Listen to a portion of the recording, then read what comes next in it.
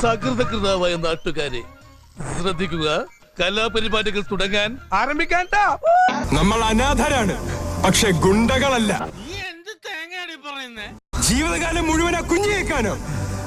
ഇവിടെ തന്നെയല്ലേ അവളും വളരേണ്ടത്.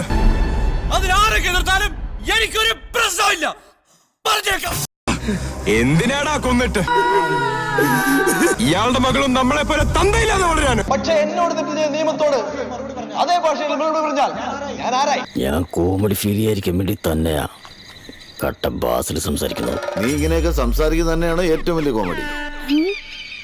ഓഫ് കേരള JSK മാധവിനെ അട്രാക്ട് ചെയ്യിച്ച മെയിൻ ഫാക്ടർ എന്തായിരിക്കും? Number 1 the story. അയ്യോ ഓർമ്മിപ്പിക്കല്ലേ പൊന്നെ. പിന്നെ സുരേഷ് ഗോപിയുടെ മോൻ, അവന്റെയൊക്കെ ഒരാവശ്യമില്ല ഈ സിനിമയിൽ. സിനിമാ പ്രേക്ഷകരാണ് എന്റെ അച്ഛനെ ഒരു സൂപ്പർ സ്റ്റാർ ആക്കിയത്. അതിൽ ഞാൻ ഇന്ന് ഖേദിക്കുന്നു. അഴുക്കച്ചെറുക്കൻ തന്തേക്കാൾ മോശം.